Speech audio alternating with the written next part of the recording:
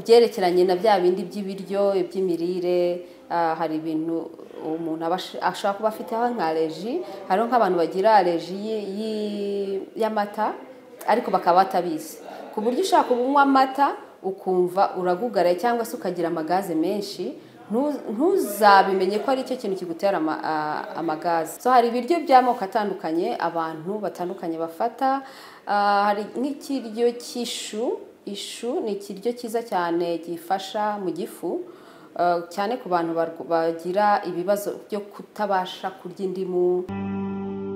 Ndabasuje mwese abo dukunze kubana ku rubuga Iyungure mbahani ikaze kuri uru rubuga ku batarakora subscribe. Uyu ni umwanya wo kugira ngo muyikore hanyuma tujye twungurana ibitekerezo cyane ko tuganira n'abahanga mu bintu bitandukanye abashakashatsi mu bintu bitandukanye cyangwa tukavuga ku bushakashatsi runaka bushobora kudufasha mu kubaho kuri iyi si kandi neza tukagerageza kuba kuri iyi si neza. Uyu munsi rero n'ubundi ndi muri Goshene Natural aho ngiye kuganira n'umuhanga mu bijyanye n'ubuzima umuhanga mu bijyanye n'imirire Jeannette Mukeshimana ndanaguha ikaze kuri urubuga Iyungure. Murakoze cyane. Uyu munsi nifuje ko tuganira ku bijyanye no kugugarara mu nda rimwe na rimwe twebwe nk'abantu batabizobereyemo usanga dukitekereza ko ari ibiryo ariko hari n'abandi usanga batanaheruka kurya ariko akakubwira ati mu nda yanjye hahora habyimbye. Kenshi bajya no kwa muganga bakababwira ko nta burwayi babona cyangwa se n'ibindi bitandukanye bagenda bahura nabyo.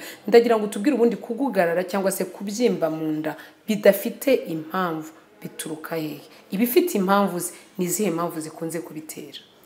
Murakoze cyane. Kugugarara mu nda birimo amoko menshi. Hari kumva uhaze wuzuye ukimara kurya cyangwa se ugahora wumva uhaze udashaka kurya nta peti ufite ukumva mbese mu nda nta mpamvu yo kongeramo ibiryo haracyuzuye niyo waba ujya muri toilette ariko ukumva mu nda haruzuye.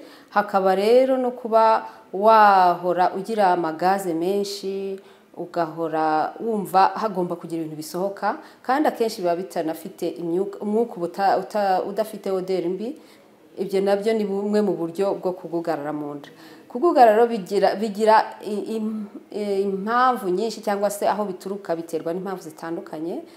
Imibiri ifata ibyo kurya mu buryo butandukanye ugasanga hari abakira ibiryo neza n'abatabasha kubyakira neza. Kutabyakira neza kenshi ku cyerekeye cya kindi twari twavuze cyo kugugarara ukimara kurya ukumva hari ukuntu wuzuye kandi utariye byinshi.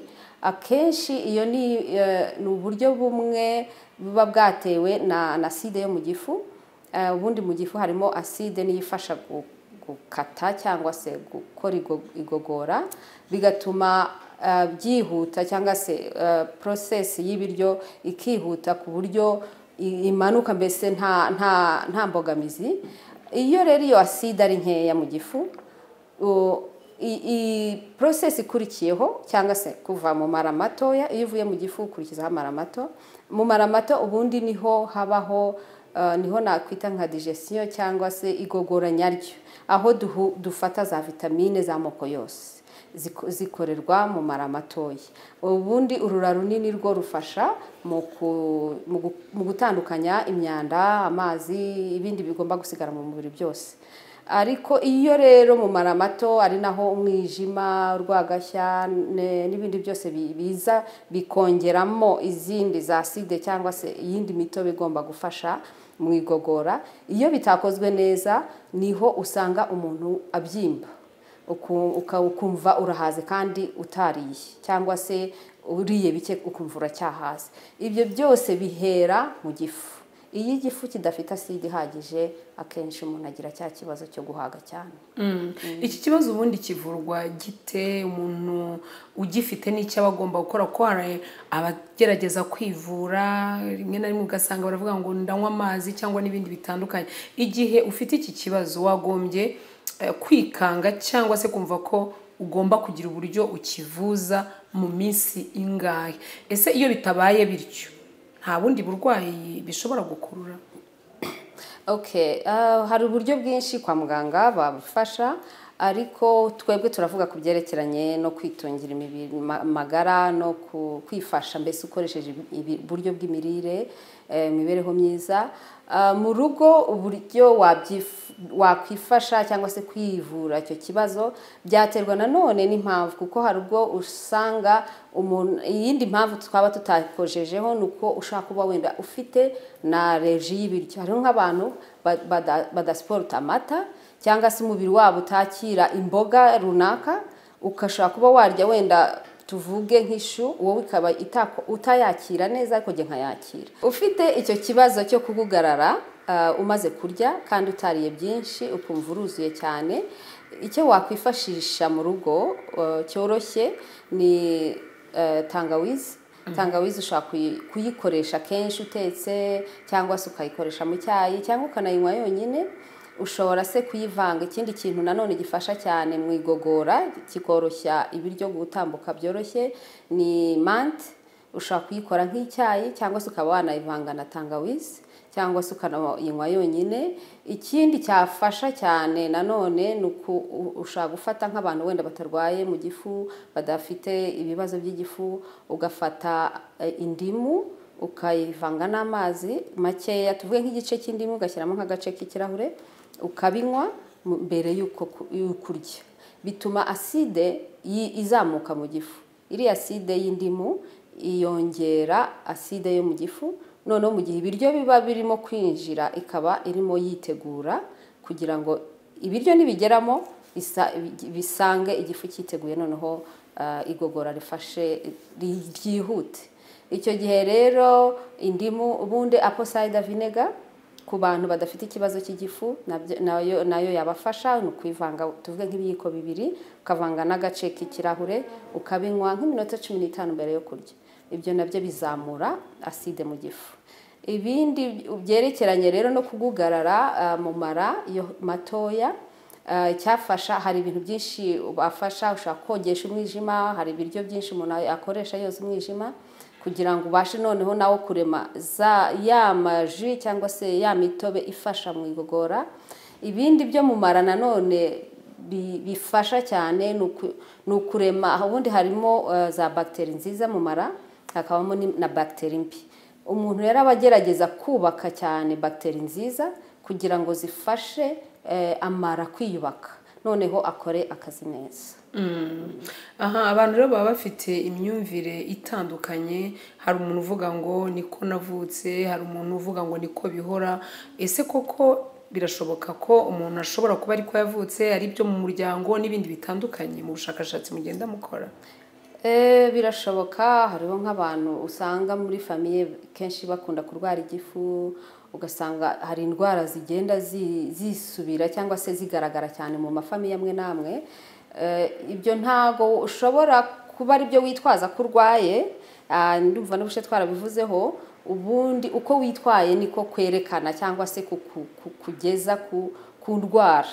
Ushobora kuba ufitemo za amagene cyangwa se za genes zishobora gutuma urwara icyo kintu, ariko nanone kizasunikwa n'imibereho yawe. Ushobora kuba ufitemo ubwo burwayi, ariko niba uzi ibintu bikiza ubwo burwayi ukabikoresha kandi by'imirire, ntabwo uzarwara. Birashoboka rero ko ushobora kuba waravukanye icyo kibazo, ariko wakirinda bitewe n'imibereho myiza wafashe cyangwa se imigambi myiza wafashe. Kugugarara birakira cyangwa se hari nabo bidakira bagahora gutyo? Kugugarara bundi birakira bitewe n'imirire. Iyo uhinduye imirire nk'ubwo nyine ukareba uburyo iyo aside ugenda uyubaka buhoro buhoro, niyo wenda wakoresha n'imiti yo kwa muganga, ari iyo umaze kubaka rero iyo aside mu mubiri, noneho umubiri urashyira ukamenyera, ukamenya ko ari yo nivo ya acidite ugomba kuba ufite, ukagenda uyiremera. Ariko nanone biterwa na habitude yawe y'ibyo bintu. Tuvuge nko kunywa iyo ji y'indimu ugiye kurya, cyangwa se ukarya ibiryo bigufasha mu mara manini ku buryo byubaka za bagiteri, kandi n'izo bagiteri nazo zifasha muri digestion, zifasha no kurinda umubiri ku buryo immunite y'umubiri yiyongera.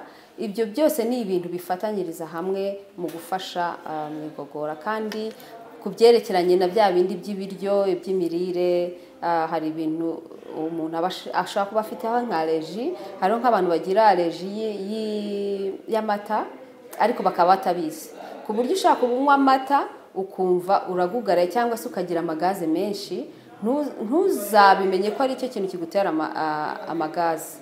Ibyo byose rero ni ibintu umuntu agomba kumenya, ukamenya wowe umubiri wawe ni iki ukunda, ni iki udakunda, ni iki kigutera ikibazo, ni iki kitagutera. Iyo ubyirinze rero birafasha. Umuntu yabyirinda ate adakoresheje ibyo byose, indimu, amatangawizi n'ibindi bitandukanye? Impamvu mubajije ikibazo kuri urubuga Iyungure ni uko hari abajya batubwira ko indimu ndetse na tangawizi, simbizi niba ari imyumvire uraza kutubwira, nabyo bitabagwa neza mu gifu. Ni iki none umuntu yakora nk'umuntu uri kumva turi kuvuga ku bijyanye no kugugarara mu nda, kubyimba mu nda bidafite impamvu cyangwa bifite impamvu, ni iki umuntu yakora ngo abyirinde? Ni ibihe biryo umuntu ashobora kurya ku buryo bishobora kumurinda kugwa muri iki kibazo cyo kugugarara? Abantu burya imibiri iratandukana. Ushobora kuba jewe nk'ubwo umwe akaba areyajisa ku ndimu undi ntayerejise. So hari ibiryo by'amoko atandukanye abantu batandukanye bafata. Hari nk'ikiryo cy'ishu. Ishu ni ikiryo cyiza cyane gifasha mu gifu, cyane ku bantu bagira ibibazo byo kutabasha kurya indimu cyangwa se ngo bakoreshe apple cider vinegar bibarya, haba harimo nk'udusebe mu gifu. Ikintu rero cy'ishu ushaka kuyikoresha gukoramo umutobe wayo, ushobora kuyirya yonyine nka salade, irubaka cyane mu gifu kandi igenda ikiza udusebe tuba turimo. Ubundi ushaka gukoresha ikirungo cyitwa cayenne pepper, nacyo cyubaka cyane igifu. Icyo gihe rero iyo umaze kwiyubakira igifu cyangwa se wakijije twa dusebe twari turimo, uba noneho ubasha mu gihe runaka cy'amezi makeya igifu iyo cyakize ubasha gufata yandimu.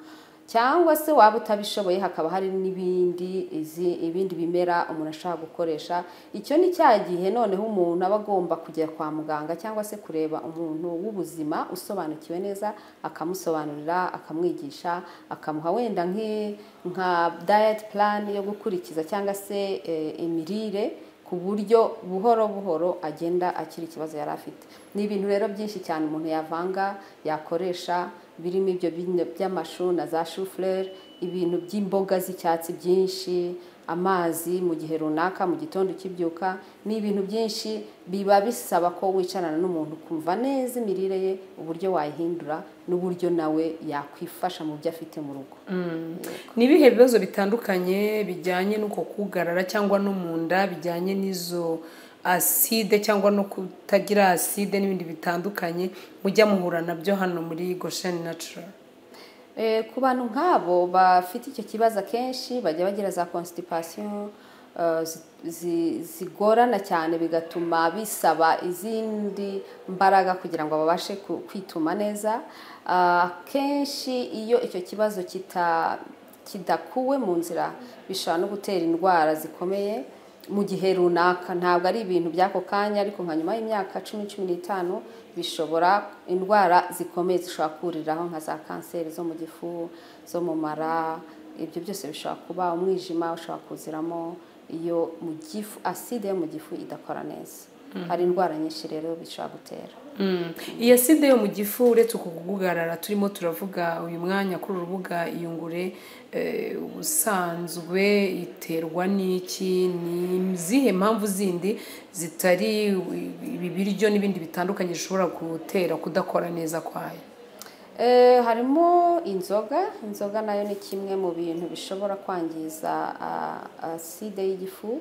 Akenshi ni ibiryo, akenshi rero ni ibiryo, nta kuntu ushaka kubitandukanya kuko igifu akazi kacyo ni ugukora ibiryo. Nta kindi kintu cyinshi kijya kijyamo uretse amazi cyangwa se inzoga. Ikindi wavuga ni ibinyobwa